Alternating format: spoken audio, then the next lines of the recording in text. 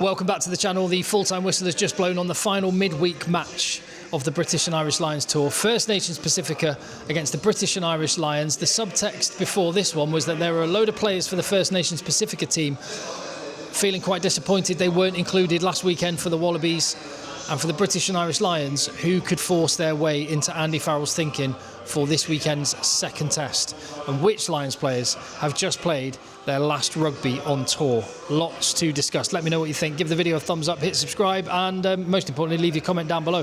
There is the final score, 19 points to 24. I'm recording this, the games was on the telly just through there. We're out for a team meal, got our match tomorrow, and yeah, we're just coming out for a meal together, watch the game in Cotslow in Perth, Western Australia.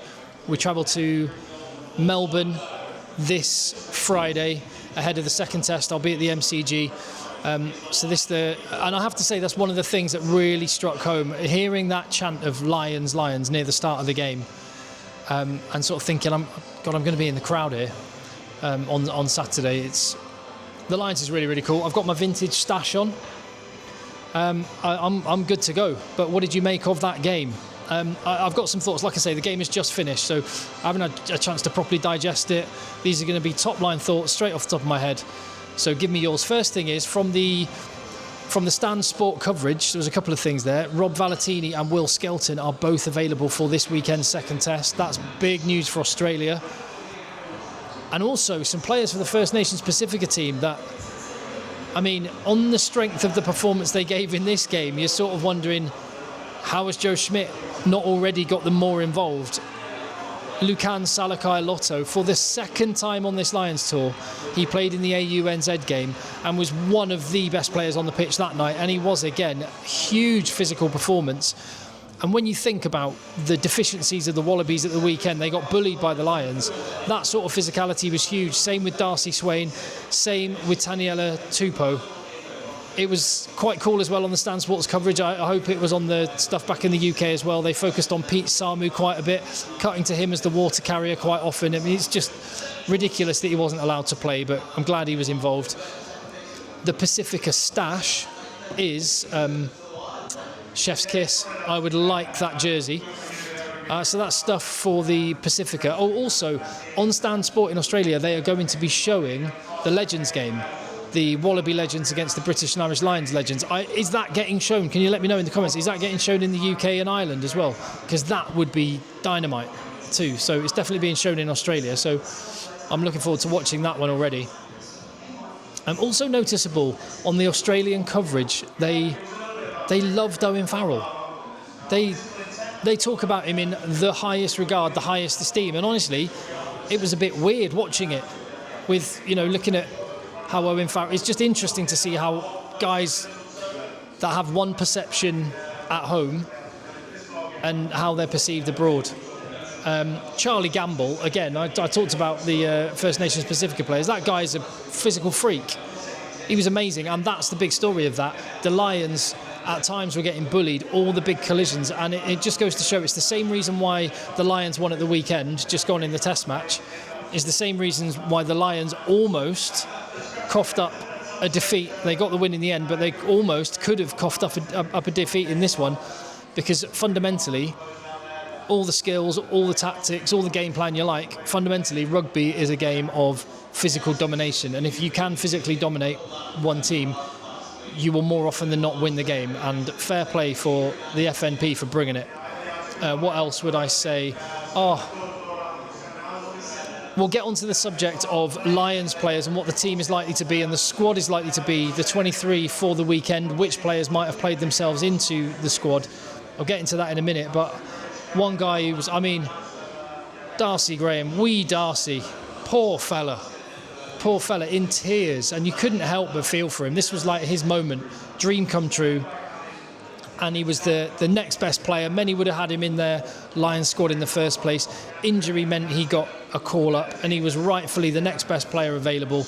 Made his way to Australia, got to play for the Lions. Maybe had a thought, if he really pulls something out, there is an outside chance, maybe a really slim chance, but a tiny chance that with the back three not performing for the Lions at the weekend, he could potentially have realised his dream of becoming a Test Lion. And Yeah, seeing Darcy Graham just showed you what it meant. And in the 16, 17 minutes he was on the pitch, he got a try and he looked electric, to be honest. What else would I say? Jack Morgan went off after 50 minutes. That, to me, tells a story. I thought that Scott Cummings had a really big game. He stayed on for the full 80. Now, if Joe McCarthy is available, quite possibly things stay the same. If Joe McCarthy is not available at the weekend, my best guess is Ollie Chesham starts at second row and someone comes in on the bench, which would either be a second row, likely Scott Cummings would be the next best, or James Ryan perhaps, or it would be one of the back row players. And you've got Morgan, Pollock and Van der Fleer that were both involved in this one. I think it tells me a lot that Jack Morgan came off after 50 minutes. That, to me, and I could be taking 2 and 2 and equaling 5. Tell me what you think if you agree or disagree. I think that could well mean Jack Morgan will be on the bench this Saturday. Maybe alongside Ben Earl, with 3 second rows starting on the pitch, meaning you can carry 2 back rowers. That would be my best guess at this point. For the same reason, I wonder, was it the intention of Andy Farrell to play Blair Kinghorn for 80 minutes? I don't know what the truth of that is, to be honest, because Darcy Graham went off injured, as discussed. Gary Ringrose came on, Jamie Osborne went out to the wing. That's what I would love to know. What was the plan if Darcy Graham had been fit and available? Would Darcy Graham have played 80 and Blair Kinghorn have come on after 50? We can talk about Blair Kinghorn's performance and whether he would merit a selection, but again, I might be reading too much into this.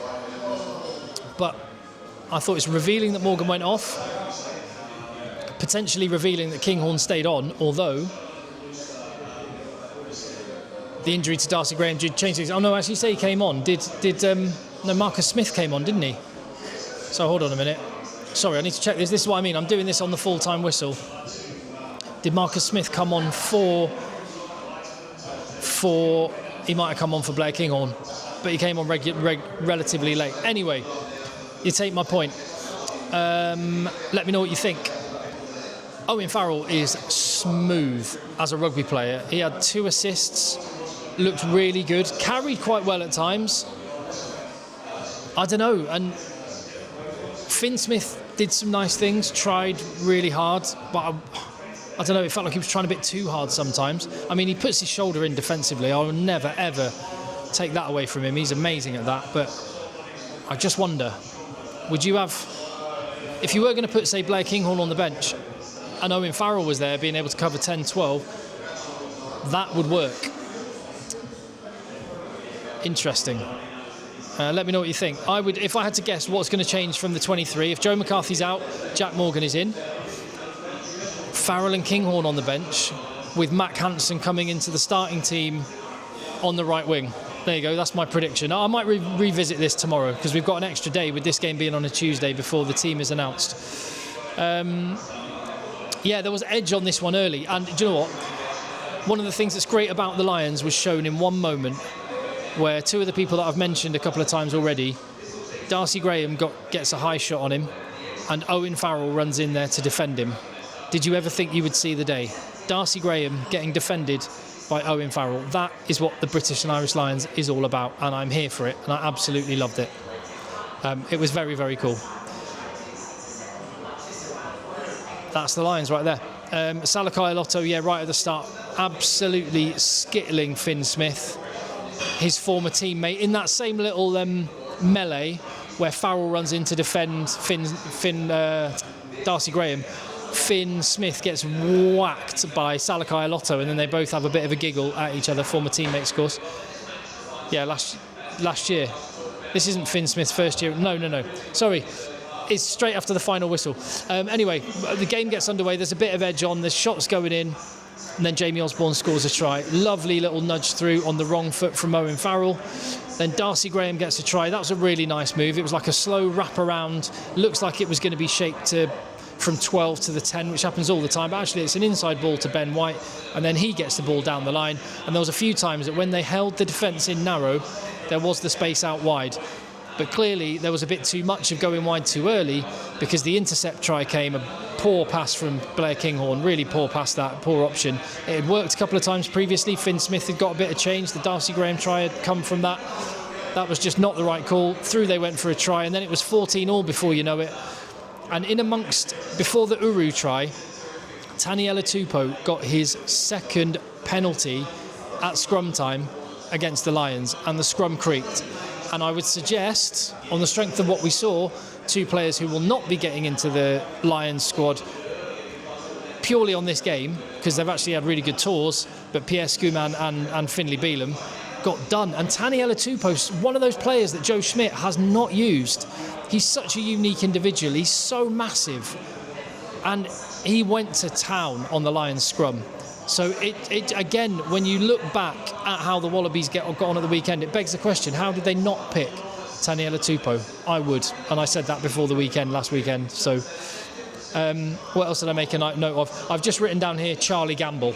Yeah, the guy's immense. 2 games against the Lions, and he's been the man of the match in both. Quite possibly, Charlie Gamble has been the best player on the Lions tour 2025.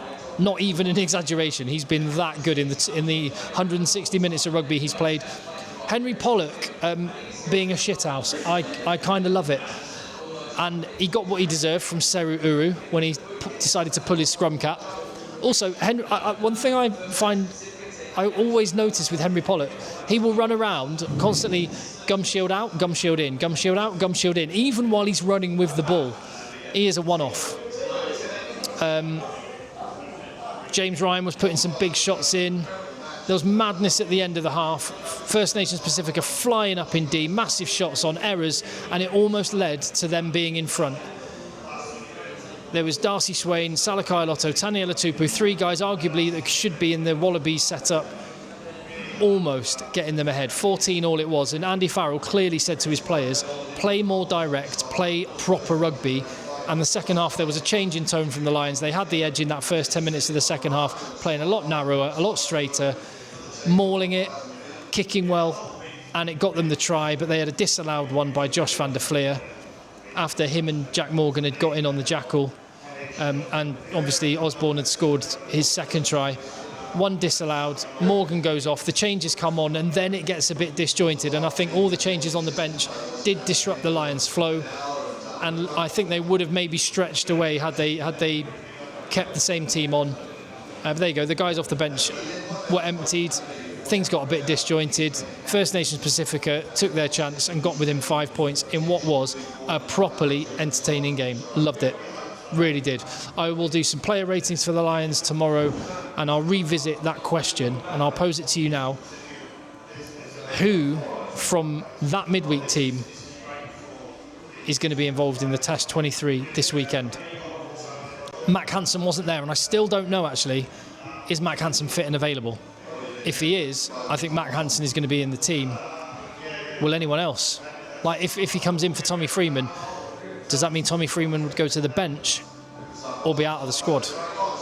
Or is Mac Hansen just injured and not going to be involved? Anyway, I'll save that conversation for another day. I'll leave that one floating with you, and you can let me know what you think in the comments, and I will see you on the next one.